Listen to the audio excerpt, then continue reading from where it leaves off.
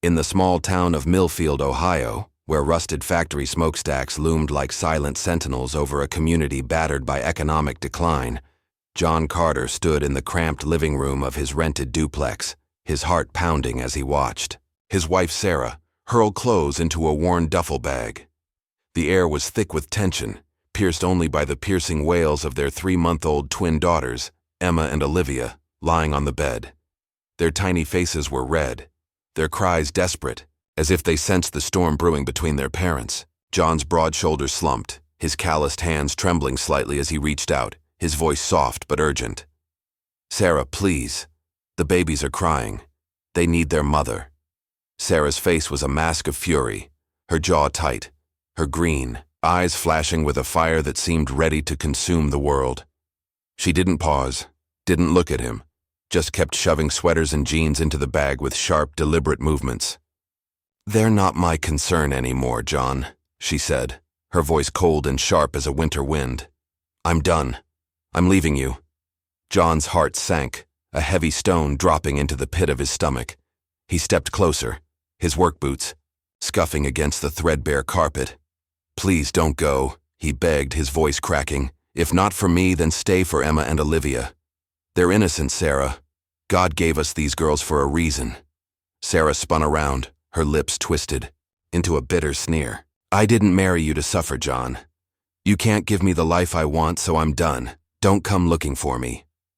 She paused, her eyes narrowing as she zipped the bag shut with a final, angry tug.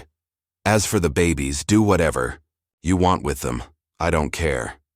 Her voice dropped to a venomous whisper. "To be honest, I don't even care if they live or die." The words hit John like a physical blow, stealing his breath. He stood frozen as Sarah slung the bag over her shoulder, stormed past him, and slammed the front door behind her. The sound echoed through the small house, a final punctuation to the life they'd once shared. The twins' cries grew louder, their tiny bodies trembling on the bed. John's legs felt weak, but he forced himself to move, crossing the room to scoop Emma and Olivia into his arms. Their warmth against his chest grounded him, pulling him back from the edge of despair. He rocked them gently, whispering, "It's okay, my girls. Daddy's here." Once, life had been different. John and Sarah had been high school sweethearts, their love blossoming in the glow of Friday night football games and long drives down country roads. They'd married young, full of dreams, and settled into a modest life when John landed a steady job at the steel mill. The birth of Emma and Olivia had been a moment of pure joy, their tiny faces lighting up their world. But the mill closed 6 months ago, one of many casualties in Millfield's slow decline. John's steady paycheck vanished, replaced by odd jobs that barely covered rent. Sarah's patience eroded with each passing day, her complaints growing sharper.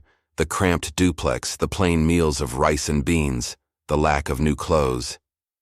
John had begged her to stay, not just because he loved her, but for their daughters. But Sarah's heart had hardened, and now she was gone. John rocked the twins, their cries softening as he hummed a lullaby his mother used to sing. His heart ached, but as he looked into their innocent faces, a resolve settled over him. "I may not have money to give you the best life," he whispered, "but I promise I'll be the best father in the whole world." He held them close until their eyelids fluttered shut, their breaths evening out.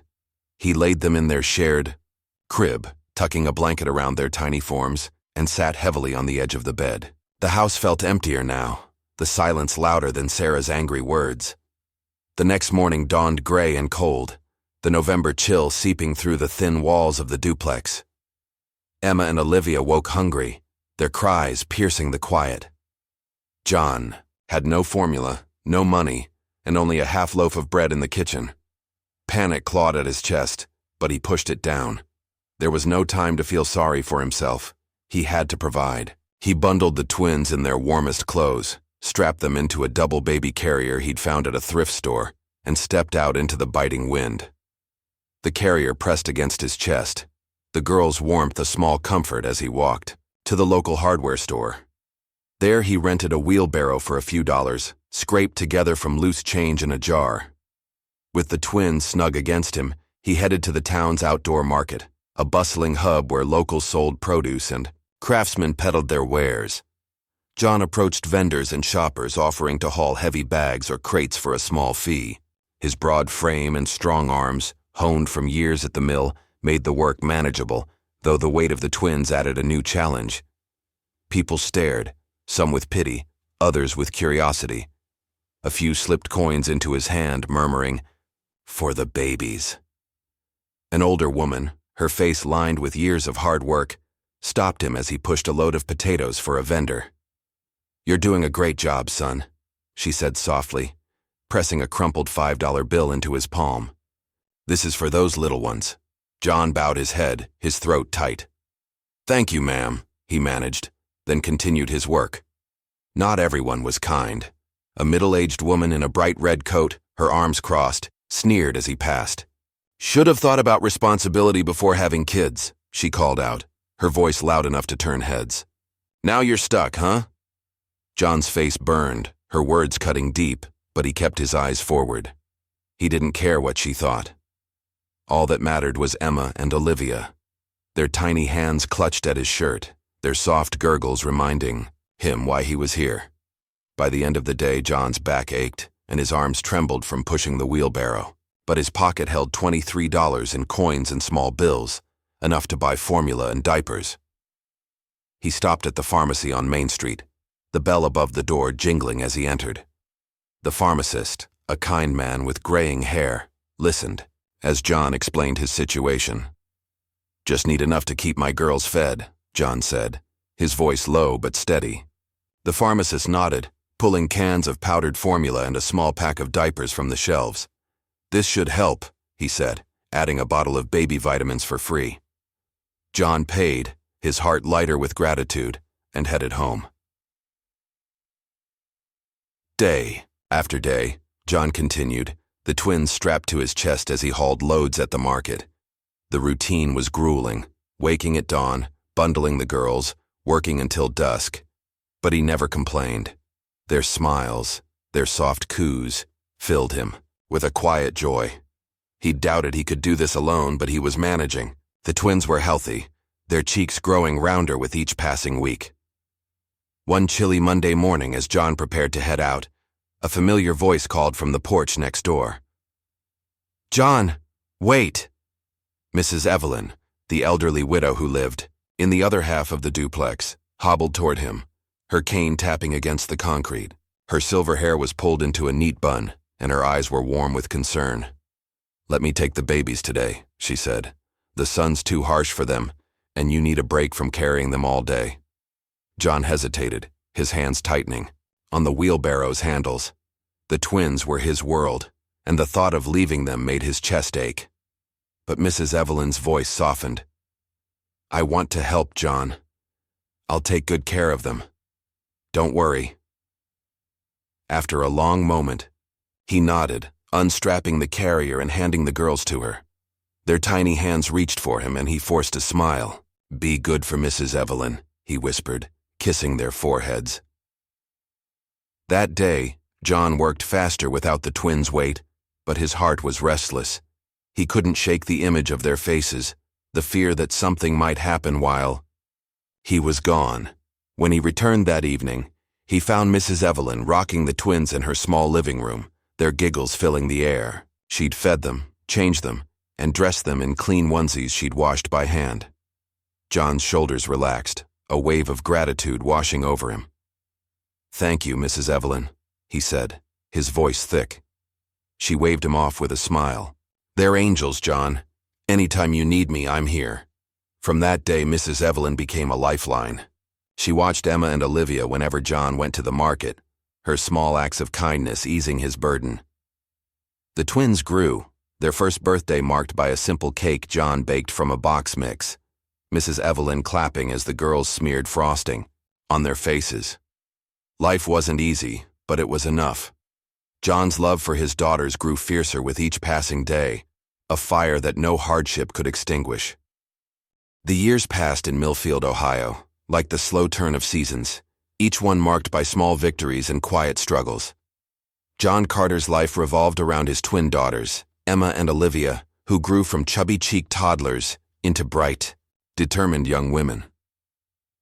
By the time they were 18, The cramped duplex on Elm Street had become a home filled with laughter, love, and the faint scent of Mrs. Evelyn's homemade apple pies wafting from next door. John's days of pushing a wheelbarrow at the market had evolved into steadier work. Landscaping in the spring, snow shoveling in the winter, and occasional handyman jobs for neighbors. It wasn't much, but it kept food on the table and ensured Emma and Olivia had what they needed for school. The twins were inseparable, their personalities distinct yet complementary. Emma was the firebrand, quick-witted and bold with a knack for speaking her mind. Olivia was quieter, her thoughtful brown eyes always observing, her words measured but kind. Both inherited their father's work ethic and a fierce determination to rise above their circumstances. They attended Millfield High, a modest public school with peeling paint and outdated textbooks, but they excelled. Teachers praised their diligence, and classmates admired their warmth. They weren't at the top private schools, but John made sure they had every book, pencil, and calculator they needed, often skipping meals to afford them. Mrs. Evelyn, now in her late 70s, remained a constant presence. Her arthritis slowed her down, but her heart was as strong as ever. She'd babysat the twins through their early years, taught them to tie their shoes, and shared stories of her own childhood in Millfield, when the factories still hummed. In return, Emma and Olivia doted on her, helping with chores and bringing her plates of leftovers from their dinners. "You're our guardian angel, Mrs. Evelyn," Olivia would say, hugging her tightly. Mrs. Evelyn would chuckle, waving them off, but her eyes shone with pride. As the twins approached their senior year, their focus turned to the future. They dreamed of becoming nurses, inspired by a school trip to a local hospital where they saw nurses comfort patients with quiet strength. "We want to help people, Dad," Emma said one evening, her voice firm as they sat around the kitchen table. Olivia nodded, adding, "Like you've always helped us." John's chest swelled with pride, but a familiar worry gnawed at him. College was expensive, and his savings were meager, a few $100s stashed in a coffee can under his bed. Still, he smiled, ruffling their hair. "You'll get there, girls. I'll make sure of it." The twins threw themselves into their studies, staying up late to prepare for the act. They shared a battered laptop, taking turns to research colleges and scholarships. Their hard work paid off. Emma scored a 30 on her act, Olivia a 32, numbers that stunned their guidance counselor, who called them the pride of Millfield High. College acceptance letters arrived in the spring of 2025, each one a testament to their grit. Both were accepted to Ohio State University's nursing program, a dream come true. The duplex erupted in celebration that night, John grilling hot dogs in the backyard while Mrs. Evelyn brought over a tray of brownies. "My girls are going to be nurses," John boasted, his voice loud enough to draw curious glances from neighbors. But as the excitement faded, reality set in. John sat alone in his room that night, the acceptance letter spread across his bed. The tuition costs stared back at him like a taunt. Thousands of dollars per year, far beyond what his odd jobs could cover. He'd worked tirelessly for 18 years, but it wasn't enough. His heart sank, heavy with the weight of a promise he feared he couldn't keep. "All these years," he whispered to himself, "and I can't give them this." He clenched his fists, his resolve hardening. "No, I won't let money stop them. My daughters will go to college." The next morning, John rose before dawn, his mind racing. The wheelbarrow days were long gone, but he knew his current jobs wouldn't cut it. He needed something bigger. He dressed in his cleanest shirt, combed his graying hair, and walked to the wealthiest neighborhood in Millfield, where sprawling homes sat behind manicured lawns. His target was Mr. Thompson, a local businessman who owned a chain of hardware stores. John had seen him at the market, always in a crisp suit, his black SUV gleaming. Swallowing his pride, John knocked on the heavy oak door of Thompson's mansion. Maid answered, eyeing John's worn boots with suspicion. "I'd like to speak to Mr. Thompson," John said, his voice steady despite the nerves twisting his gut. Moments later, Thompson appeared, still in pajamas, his expression guarded. "What brings you here so early?" he asked. John dropped to his knees, the cold stone of the porch biting through his jeans. "Please, sir," he said, his voice thick with desperation. "I'll work for you. Clean your house, mow your lawn, anything. Just help me send my daughters to college. They've been accepted to Ohio State to study nursing. They're my life, sir." He poured out his story, the words tumbling over each other. Sarah's abandonment, the years of struggle, the twins' brilliance. But Thompson's face remained impassive. "Paying for 2 college tuitions is no small thing," he said coldly. "I can't help you." John stood, his head bowed, and left without another word. He didn't stop there. Over the next week, he visited 5 more wealthy families, each time kneeling, begging, offering to work as a gardener, a driver, anything. Each time the answer was the same: no. Exhausted and defeated, John returned home, his silence heavier than ever. Emma and Olivia noticed the change, their father's usual warmth replaced by a quiet distance. They exchanged worried glances but said nothing, not wanting to add to his burden. 2 days later, John gathered his courage and called the twins into the living room. The room was dim, lit only by a single lamp, casting long shadows across the worn couch. "My girls," he began, his voice soft but strained. "I'm sorry. I failed you. I promised I'd send you to college, but I don't have the money, not even close." His voice cracked and he turned away, swallowing hard to keep the tears at bay. "Please forgive me." Emma's eyes filled with tears, but she shook her head fiercely. "Dad, there's nothing to forgive. We know how hard you've worked." Olivia reached for his hand, her touch gentle. "We love you, Dad. College or not, you've given us everything." They hugged him tightly, their arms a lifeline in his sea of guilt. That night, John knelt by his bed, his voice a low, desperate whisper. "God, please help me. My girls deserve this. I have nothing, but you have everything. Please let them go to school." His shoulders shook, tears falling silently to the floor. Emma and Olivia, unable to sleep, heard every word from their room. Their father, the man who'd carried them through hardship without complaint, was breaking. They buried their faces in their pillows, sobbing quietly, their hearts aching for him. The next morning, they made a decision. Over breakfast, Emma spoke first, her voice firm. "Olivia and I are going to defer our admissions. We'll work for a year, save money, and help you pay for college." Olivia nodded. "We're not giving up, Dad. We're just taking a different path." John protested, but the twins were resolute. They headed to Ohio State's admissions office, deferring their enrollment for a year. Then they began job hunting, pounding the pavement of Millfield's small downtown. Rejections piled up. Stores weren't hiring, restaurants had no openings. But they didn't give up.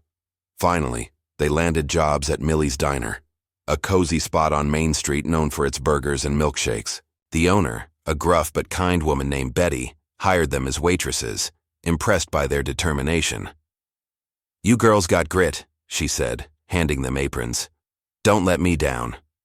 Emma and Olivia threw themselves into the work, greeting customers with bright smiles, memorizing orders, and wiping tables with care. Their warmth drew people in, and tips began to add up, quarters and dollar bills tucked into apron pockets.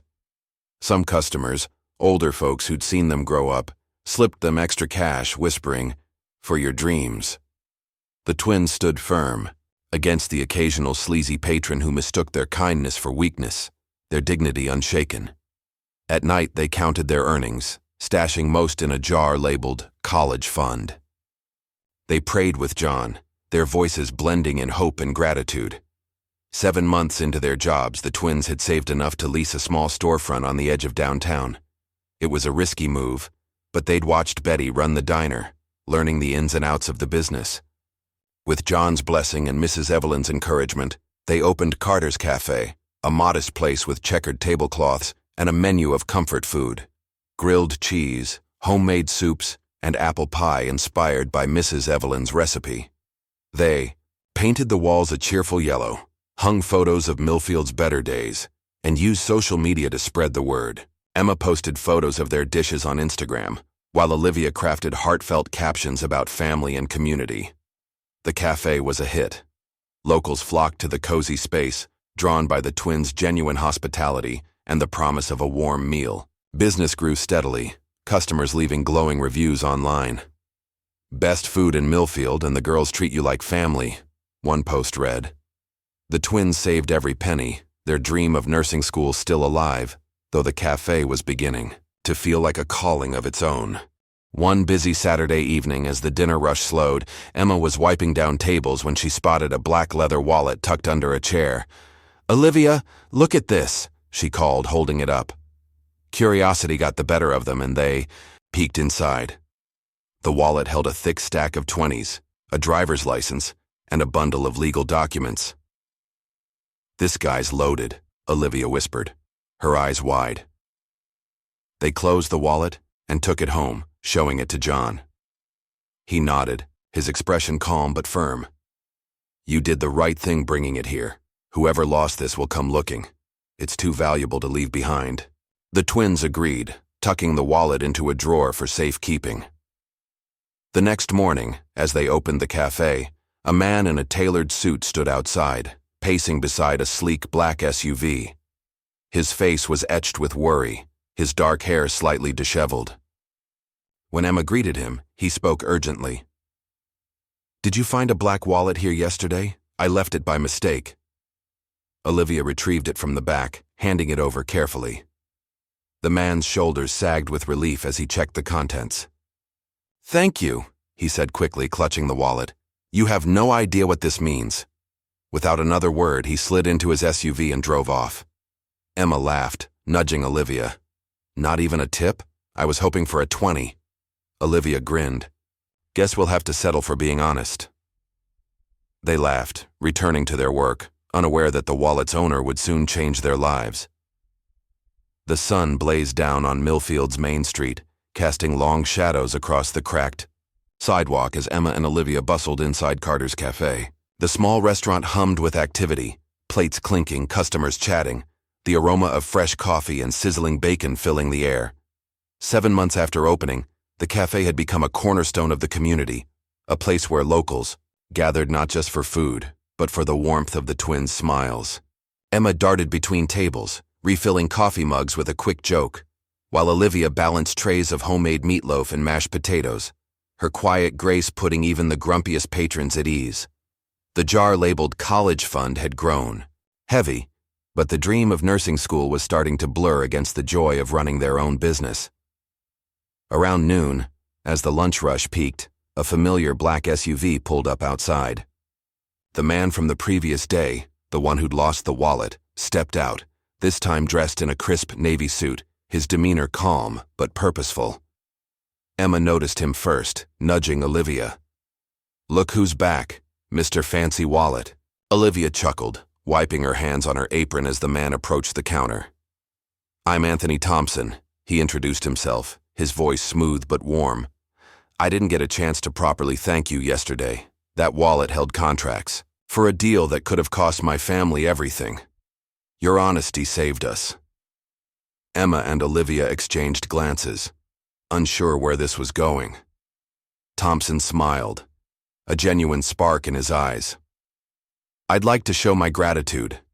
Can you step outside for a moment?" Curious, the twins followed him to a vacant storefront 2 blocks away, its large windows papered over, a "For Lease" sign still dangling crookedly.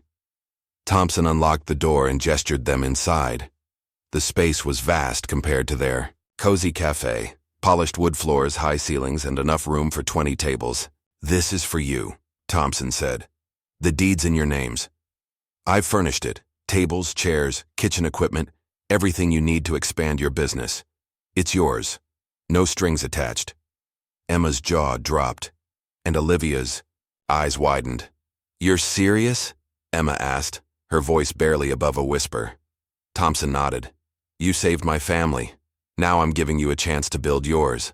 Tears welled in Olivia's eyes as she gripped Emma's hand. They thanked him profusely, words tumbling over each other, their hearts racing with disbelief. Thompson waved off their gratitude, handing them the keys before driving away. The twins couldn't wait to tell John. They closed the cafe early, a rare occurrence, and raced to the market where their father was finishing a landscaping job. his hands caked with dirt as he trimmed hedges for a local shopkeeper. "Dad!" Emma shouted, sprinting toward him. John turned, startled, as the twins threw their arms around him, their excitement bubbling over. Passers-by stared, amused at the sight of two young women embracing a sweaty, dirt-streaked man. John laughed, shaking his head. "What's gotten into you two? Let me buy you a soda." They sat on a nearby bench, sipping cold colas, the twins practically vibrating with excitement. Olivia spoke first, her voice bright. "Dad, we have a surprise." John raised an eyebrow, his curiosity piqued. "What is it?" Emma grinned, unable to contain herself. "The man whose wallet we found, he gave us a new building, a big one for the cafe." They described the space, the gleaming equipment, the possibilities. John's eyes glistened, his voice thick. "My girls," he said, pulling them close. "You've made me so proud." That evening, they visited the new storefront, standing in the empty space as the setting sun cast golden light through the windows. John's hand rested on the twins' shoulders, his heart full. The restaurant wasn't just a business. It was a symbol of their resilience, their honesty, a new beginning born from a single act of integrity. They celebrated with takeout pizza, laughing and dreaming about the future. Emma sketched table layouts on a napkin, while Olivia brainstormed a new menu. John watched them, his chest swelling with a pride that overshadowed years of hardship. The new Carter's Cafe opened a month later, after weeks of furious preparation. The twins painted the walls a soft blue, hung local artwork, and installed a counter for fresh-baked pies. They hired 2 waitresses to help, young women from Millfield High who reminded them of their younger selves. The grand opening drew a crowd, neighbors, old teachers, even Betty from Millie's Diner, who hugged them tightly and whispered, "You've outdone me, girls." Customers raved about the food, crispy fried chicken, creamy potato soup, and pies that rivaled Mrs. Evelyn's. Social media buzzed with photos, the hashtag Notch at Carter's Cafe trending locally. Business boomed, the twins saving every dollar, though the idea of nursing school felt distant now, the cafe filling their hearts with purpose. As the months passed, Emma and Olivia ensured their father's days of hard labor were over. "Dad, you're done with landscaping," Emma said one evening, her tone firm but loving. They sat in the duplex small living room, the twins on the couch, John in his worn armchair. "You've carried us this far. Now it's our turn." Olivia nodded. "We've got this, Dad. You deserve to rest." John opened his mouth to protest, but the determination in their eyes stopped him. He nodded, his throat tight, a mix of gratitude and pride washing over him. The twins also cared for Mrs. Evelyn, renovating her side of the duplex with fresh paint, new furniture, and a ramp for her cane. They paid her medical bills, ensuring she wanted for nothing, their gratitude for her years of support unwavering. Life settled into a hopeful rhythm, the cafe thriving, the twins' bond with their father stronger than ever. But one quiet afternoon, as autumn leaves skittered across Main Street, a woman entered the cafe, her face gaunt, her clothes worn. She approached the counter, her eyes darting nervously. "I'm looking for work," she said, her voice low. "I can clean, serve anything."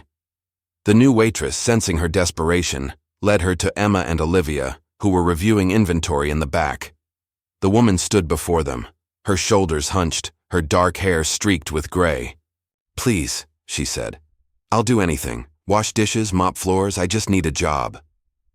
Something in her voice tugged at Olivia's heart, a strange pull she couldn't explain. Emma, ever practical, noted they had no openings, but felt the same inexplicable compassion. "We'll find something for you," Olivia said gently. They hired her as a dishwasher, a trial run, unaware of the storm her presence would bring. The woman worked quietly, her head down, scrubbing pots with a focus that bordered on desperation. Emma and Olivia noticed her skill, her efficiency, but also her distance. She spoke little, avoided eye contact. They chalked it up to shyness, grateful for her help as the cafe's pace intensified. But the truth came crashing down one crisp October morning when John visited. He stepped into the Cafe. His usual smile fading as he caught sight of the woman in the kitchen. His face paled, his hands trembling as he backed away. Emma noticed, her brow furrowing. "Dad, what's wrong?" John pulled the twins aside, his voice low, heavy with emotion. "That woman washing dishes. She's your mother. Sarah." The words hit like a thunderclap. Olivia's eyes widened, her breath catching. "Our mother?" Emma's face hardened, disbelief turning to anger. "No, that can't be her." John nodded, his gaze distant. "After she left, I burned every photo. The memories hurt too much. You've never seen her face, but it's her." He explained how he'd recognized her, the curve of her jaw, the way she tilted her head. The twins stood frozen, their world tilting. They marched to the kitchen, John trailing behind. Sarah looked up, her hands still in soapy water, and froze when she saw John. Her face drained of color, her lips parting in a silent gasp. John spoke first, his voice steady but heavy. "Sarah, these women who hired you, they're your daughters, Emma and Olivia." Sarah's hands trembled, soap suds dripping to the floor. I'm so sorry," she whispered, her voice breaking. "My daughters. I'm so sorry." Tears streamed down her face, her body shaking with sobs. Emma's eyes blazed, her fists clenched. "You have to leave," she said, her voice like steel. She grabbed a stack of bills from the register, thrusting them at Sarah. "This is more than you've earned. Go. I don't know you. You're not my mother. Mrs. Evelyn is my mother." Her voice cracked, anger and pain spilling over. Olivia wrapped an arm around Emma, her own eyes wet, but her voice soft. "Emma, I know you're hurting. So am I. But don't send her away. She needs help." Emma shook her head, tears falling freely. "She left us, Olivia. She left us to suffer while Dad did everything. She doesn't deserve us." Her voice rose, raw and jagged, years of buried pain pouring out. Sarah stood silent, her head bowed, her sobs barely audible. That evening, John sat with the twins in the duplex, the air thick with tension. "She's your mother," he said quietly. "But she broke us. I can't tell you what to do, but you need to decide what's right." The conversation stretched late into the night, words heavy with hurt and forgiveness. Emma's anger burned, bright, but Olivia's compassion softened the edges. Finally, they agreed to give Sarah a chance, not as a mother, but as a worker. They promoted her to matron, overseeing the cafe's operations, hoping she'd bring the kindness the role demanded. At first, Sarah seemed to fit. She greeted customers with a tentative smile, managed schedules with care, and earned the staff's respect. Customers warmed to her, charmed by her quiet demeanor, but as weeks turned to months, a change crept in. Sarah's voice grew sharp, her patience thin. She snapped at waitresses for minor mistakes, her temper flaring over spilled coffee or a late delivery. The cafe's warm atmosphere began to fray, workers tiptoeing around her, customers noticing the shift. Reviews dipped, regulars dwindled. Emma and Olivia watched their dream slip through their fingers, unsure how to fix it. One evening, the twins sat Sarah down, their faces somber. "Mom," Olivia began, the word foreign on her tongue. "Your behavior's hurting the cafe. We need the kindness we saw when you started." Sarah's eyes narrowed, her voice cold. "I'm your mother. I brought you into this world. You don't tell me what to do." Emma's temper flared. "You're here to help, not destroy what we've built." Sarah's lips curled, her words venomous. "Where's your father? The one you spoil with money while I get a paycheck? He's lazy, sitting at home, and you give him everything." Emma's face darkened, her voice low and dangerous. "Don't you dare talk about Dad like that. He's 10 times the person you'll ever be." The argument escalated, voices rising until Sarah stormed out, her parting shot a bitter accusation. "You don't love me. You're just managing me." The twins sat in stunned silence, the weight of her words crushing. They turned to John, exhausted and heartbroken. He listened, his face etched with quiet wisdom. "She's your mother, but if she stays, she'll tear down everything you've built. You've given her a chance. Now you have to protect your dream. The next morning, they called Sarah to the cafe. Emma spoke, her voice steady but pained. "You can't work here anymore, your attitude's hurting us." Sarah's face twisted with rage. "Your father poisoned you against me," she spat. Olivia shook her head. "This is our decision. We're done." They didn't abandon her. They leased a small shop across town, stocking it with basic goods for Sarah to sell, giving her a way to support herself. It wasn't ideal, but it was fair. Sarah left without a word, her anger a heavy cloud. John watched her go, his heart aching for the woman he'd once loved, but the pain she'd caused was too deep. The twins, though hurt, felt a weight lift. The cafe was their sanctuary, and they'd fight to keep it that way. With Sarah gone, Carter's cafe bloomed like a field after a long winter. The tension that had hung over the restaurant like a storm cloud dissipated, replaced by the warmth and laughter that had first made it a haven for Millfield's residents. Emma and Olivia threw themselves into the business, their energy infectious. The new storefront, gifted by Anthony Thompson, buzzed with activity. Waitresses weaving between tables, the clatter of plates mingling with the hum of conversation, the scent of fresh-baked pies drawing customers from across town. The twins' hospitality, genuine and unforced, became the heart of the cafe's success. Regulars returned, new faces arrived, and online reviews glowed with praise. "Carter's Cafe feels like home," one customer wrote, a sentiment echoed in dozens of posts tagged "Harka Carter's Cafe." Emma took charge of the kitchen, experimenting with new recipes, spicy chili for cold Ohio nights, blueberry muffins that sold out by noon. Olivia managed the front, her quiet charm soothing even the most impatient patrons.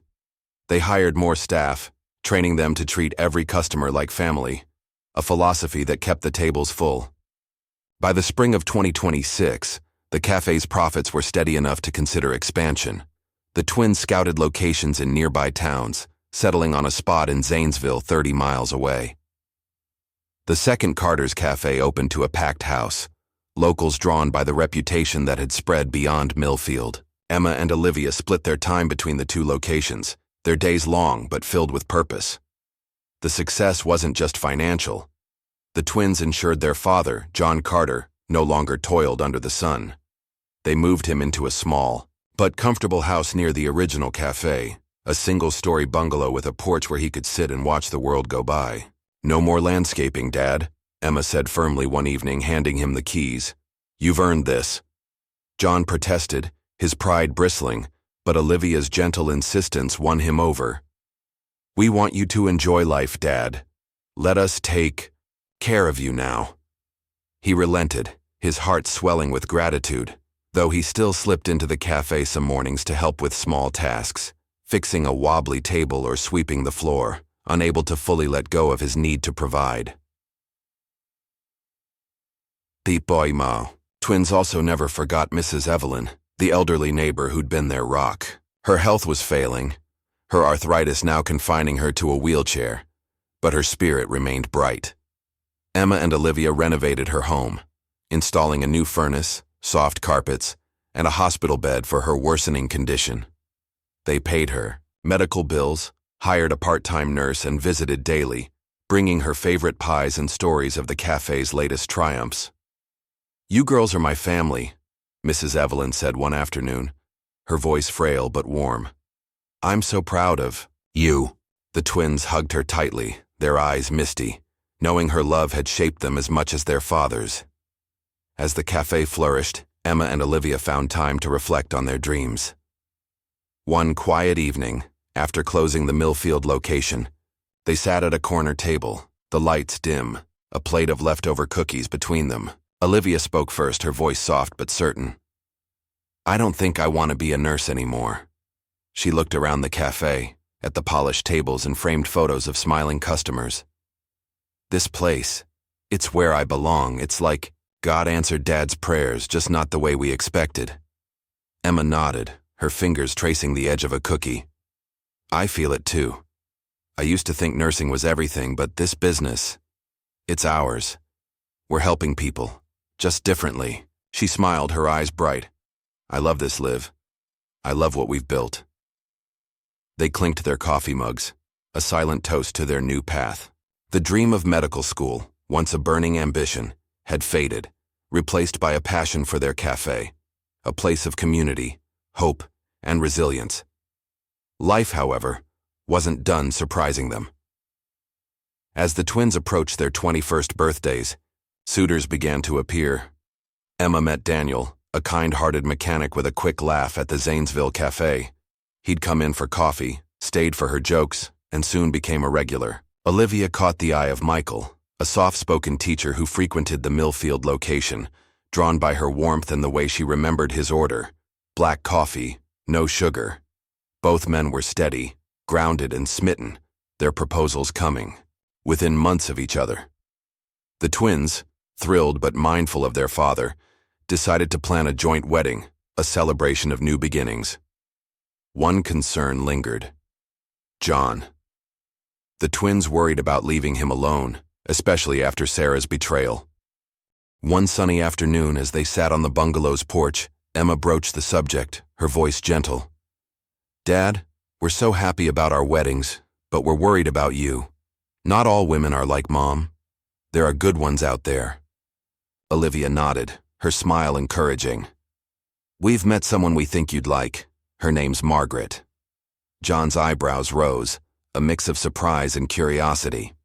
"Margaret? Who's she?" Olivia explained. "She works at the Zanesville Cafe. She's kind, Dad, and she's been through a lot like you. Her husband passed away and she has 2 kids, teenagers. We've talked to her and she's special." Emma added, "If you marry her, her kids could be like our younger siblings. We'd make sure they get a good education just like you did for us." John leaned back, his hands folded over his chest. The idea of remarriage felt foreign after years of focusing solely on his daughters. "I need time to think," he said, his voice soft but not dismissive. Over the next 2 days, he reflected, his heart wrestling with hope and caution. He met Margaret at the cafe, a woman in her early 40s with warm brown eyes and a quiet strength. She spoke of her children with love, her struggles with honesty, and her laughter was like a balm to John's weary soul. After a long conversation over coffee, he felt a peace he hadn't known in years. He agreed to marry her, the decision settling over him like a warm blanket. The weddings were set for a crisp October day in 2027, a triple celebration: Emma to Daniel, Olivia to Michael, and John to Margaret. The small Methodist church on Main Street overflowed with guests, its pews filled with neighbors, cafe regulars, and staff. Mrs. Evelyn, frail but radiant, sat in the front row as the honorary mother of the day, her presence a symbol of the family's unity. Emma and Olivia walked down the aisle in simple white dresses, their smiles bright as they held hands, their grooms beaming beside them. John, in a borrowed suit, stood tall as he took Margaret's hand, her 2 children, 14-year-old Ben and 16-year-old Lily, watching with shy smiles. The reception was held at the new Carter's Cafe, transformed with fairy lights and wildflowers. Tables groaned under platters of fried chicken, macaroni and cheese, and towering cakes baked by Emma herself. Music played, a local band strumming lively tunes, and the dance floor filled with laughter. John danced with his daughters, then with Margaret, his steps tentative but joyful. Mrs. Evelyn clapped from her wheelchair, tears streaming down her face as she watched the family she'd helped nurture celebrate their new chapter. As the night wound down, Emma and Olivia pulled their father aside, their eyes shining.